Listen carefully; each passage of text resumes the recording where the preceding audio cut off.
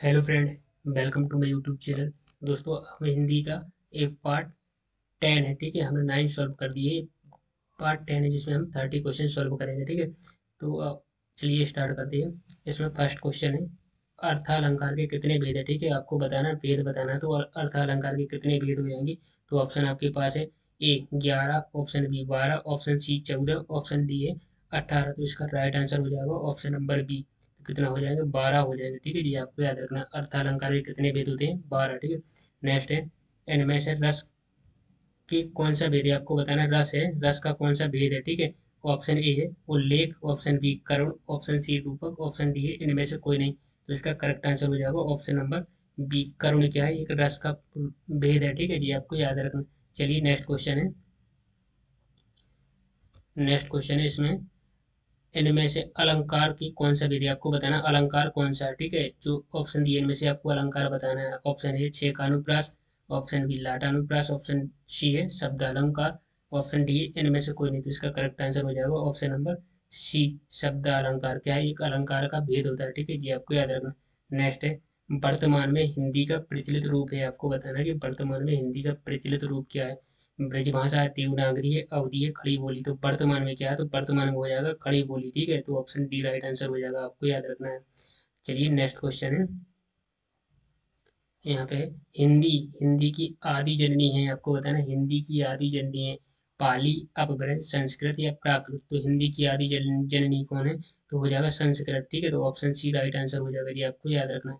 चलिए नेक्स्ट है, कौन सा अमानक वर्ण है। आपको बताना है कि इनमें से कौन सा अमानक वर्ण है। आपके पास चार ऑप्शन है, वा, का, धा, खा। तो अमानक वर्ण बताना, तो राइट आंसर हो जाएगा ऑप्शन नंबर ए। तो भा हो जाएगा कि ठीक है, तो अमानक वर्ण कौन सा हो जाएगा? भा हो जाएगा। चलिए नेक्स्ट क्वेश्चन है। यहाँ पे आता है छ। छ ध्वनि किसके अंतर्गत आती है। आपको बताना कि छ छत्री है, ये ध्वनि किसके अंतर्गत आती है? घोष वर्ण की, संयुक्त वर्ण की, तालव्य वर्ण की या मूल स्वर की।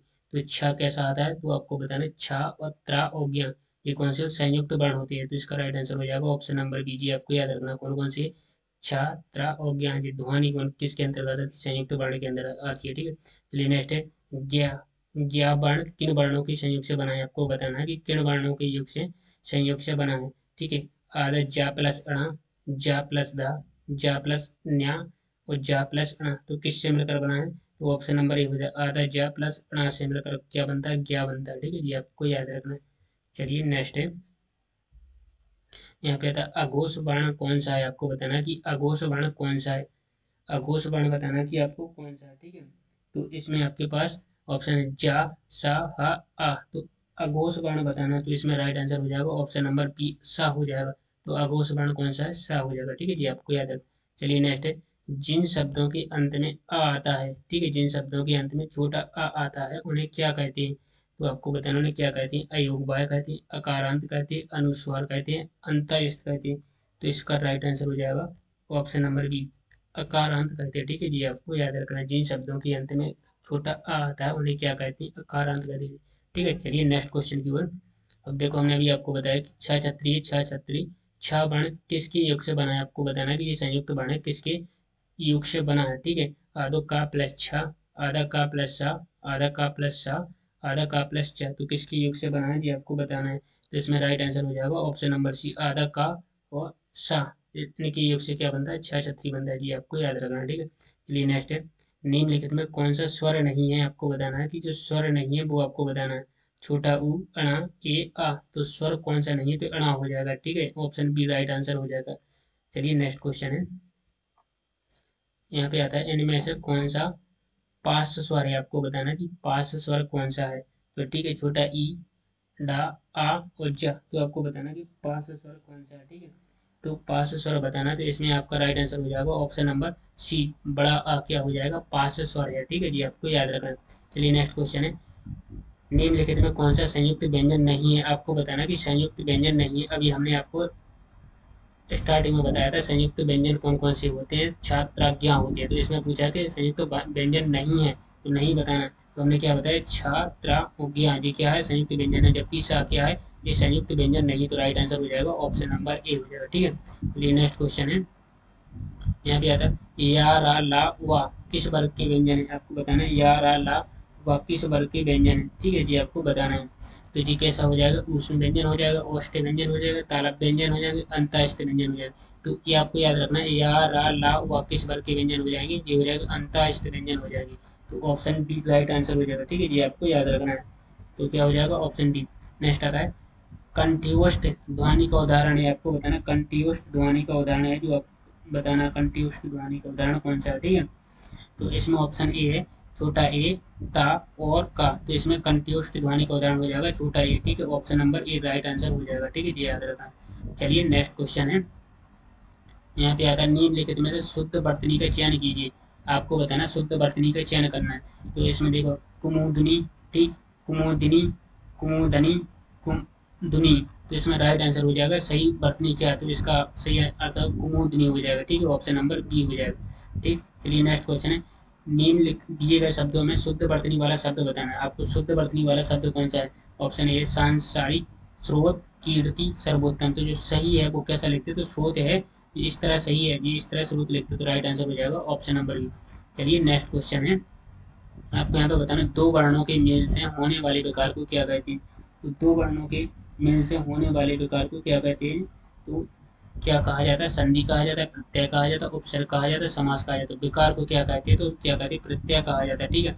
तो ऑप्शन बी राइट आंसर हो जाएगा, दो वर्णों के मेल से होने वाले विकार को प्रत्यय कहते हैं, ठीक है। नेक्स्ट आता है यहाँ पे सदैव, सदैव में प्रयुक्त संधि का नाम बताना है आपको। सदैव में कौन सी संधि है ये आपको नाम बताना है। तो सदियों में हमने आपको स्टार्टिंग में बताया कि जिस भी शब्द में दो मात्रा हो वहाँ पे कौन सी संधि होती है, वृद्धि स्वर संधि होती है, ठीक है, वृद्धि स्वर संधि होती है। तो यहाँ पे तो वृद्धि संधि का नाम नहीं दिया, बट कौन सा होता है, वृद्धि स्वर संधि होती है। तो इसमें कहीं पे आपको स्वर संधि का नाम दिया, तो ऑप्शन ए में दिया, तो राइट आंसर क्या हो जाएगा, ऑप्शन ए हो जाएगा, स्वर संधि हो जाएगी, ठीक है। चलिए नेक्स्ट क्वेश्चन की ओर है, यहाँ पे आता है नेक्स्ट पवित्र में प्रयुक्त संधि का नाम है। आपको बताना पवित्र में कौन सी संधि है। तो पवित्र में कौन सी संधि हो जाएगी, तो इसका राइट आंसर हो जाएगा ऑप्शन नंबर सी, अयादि संधि हो जाएगी। तो पवित्र में कौन सी संधि हो जाएगी, अयादि हो जाएगी, option number C right answer हो जाएगा, ठीक है। नेक्स्ट है यहाँ पे इत्यादि, इत्यादि का सही संधि विच्छेद करना है आपको। इत्यादि का सही संधि विच्छेद क्या है, ठीक है। तो इत्यादि का हो जाएगा इति प्लस आदि, इत प्लस आदि, इति प्लस आदि और इत प्लस आदि। तो राइट आंसर हो जाएगा ऑप्शन नंबर सी, इति प्लस आदि हो जाता है, ठीक है। तो इत्यादि का सही संधि विच्छेद क्या है, इति प्लस आदि हो जाएगा, ठीक है। चलिए नेक्स्ट क्वेश्चन की ओर आगे बढ़ते हैं, यहाँ पे आता है निराशा, निराशा का सही संधि विच्छेद क्या है। तो निराशा का सही संधि विच्छेद बताना है आपको, निर प्लस आशा, निहि प्लस आशा और निरा प्लस आशा या निरा प्लस आशा। तो इसमें कौन सा सही आंसर हो जाएगा, ऑप्शन नंबर बी हो जाएगा, निहि प्लस आशा। तो अब आपको कमेंट में बताना है कि निराशा में कौन सी संधि है और उसका नाम बताना है। जबकि हमने आपको बताया कि जिस संधि में यहाँ पे विसर्ग आता है तो वहाँ पे कौन सी संधि होती है, विसर्ग संधि होती है, ठीक है। चलिए नेक्स्ट आता है, तो महोष्ण का सही संधि विच्छेद करना है। महोष्ण का सही संधि विच्छेद क्या हो जाएगा, महु प्लस उष्ण, महा प्लस उष्ण या महो प्लस उष्ण, इनमें से कोई नहीं। तो आपको बताना है महोष्ण का सही संधि विच्छेद हो जाएगा ऑप्शन नंबर बी, महा प्लस उष्ण होता है, ठीक है। महोष्ण का सही संधि विच्छेद क्या होता है, महा प्लस उष्ण होता है, ठीक है। तो चलिए नेक्स्ट क्वेश्चन है, यहाँ पे आता है परोपकार, परोपकार में प्रयुक्त संधि का नाम बताना है आपको। तो परोपकार में कौन सी संधि है ये आपको नाम बताना, ठीक है। तो इनमें आपके पास ऑप्शन है विसर्ग संधि, यण संधि, वृद्धि संधि, गुण संधि। तो परोपकार में कौन सी संधि हो जाएगी, तो इसका राइट आंसर हो जाएगा ऑप्शन नंबर डी, गुण संधि हो जाएगी, ठीक है, परोपकार। जबकि हमने आपको बताया कि जिसमें हमें एक मात्रा चढ़ी हुई जिस शब्द में वहाँ पे संधि कौन सी होती है, गुण संधि होती है, ठीक है जी, आपको याद रखना है, ठीक है। चलिए नेक्स्ट है अशोदा, अशोदा में प्रयुक्त संधि का नाम बताना। तो यशोदा में कौन सी संधि हो जाएगी, ठीक है। तो यशोदा में हो जाएगी ऑप्शन ए विसर्ग संधि, ऑप्शन बी है स्वर संधि, व्यंजन संधि, इनमें से कोई नहीं। तो यशोदा में कौन सी संधि हो जाएगी, यशोदा में हो जाएगी विसर्ग संधि हो जाएगी, ठीक है। तो option number A right answer हो जाएगा, तो आपको याद रखना है। चलिए नेक्स्ट क्वेश्चन की ओर है, नेक्स्ट क्वेश्चन है स्वागतम, क्या स्वागतम में प्रयुक्त संधि का नाम बताना है। तो स्वागतम में कौन सी संधि है ये आपको नाम बताना है। तो स्वागतम में हो जाएगी गुण संधि, ठीक है, वृद्धि संधि, दीर्घ संधि, गण संधि। तो स्वागतम में कौन सी संधि हो जाएगी, स्वागतम में होती गण संधि। तो राइट आंसर हो जाएगा ऑप्शन नंबर डी, तो ये आपको याद रखना है। चलिए नेक्स्ट है उत प्लस हार, उत प्लस हार के योग से कौन सा शब्द बनता है, उतार, आहार, उद्धार, उदार। तो उत प्लस हार के शब्द से कौन बनता है, उद्धार बनता है। तो option number C right answer हो जाएगा, ठीक है। उत प्लस हार के योग से कौन सा शब्द बनता है, उद्धार।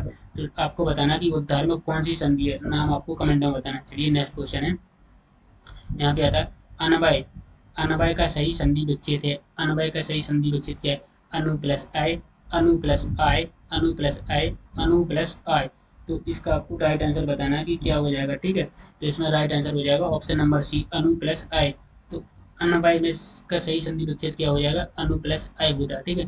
चलिए नेक्स्ट है, निम्नांकित में से कौन सा शब्द कृदंत का प्रत्यय से बना, कृदंत का प्रत्यय से बना है।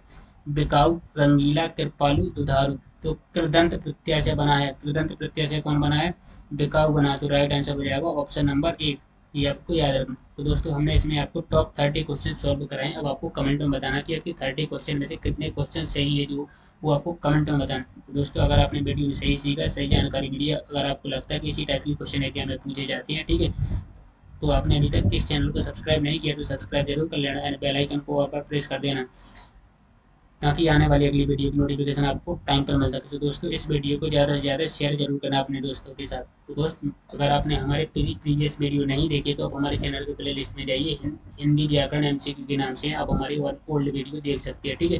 पार्ट 1 से लेकर पार्ट 9 तक। तो दोस्त मिलते हैं नेक्स्ट वीडियो, जब तक के लिए आपको थैंक यू सो मच।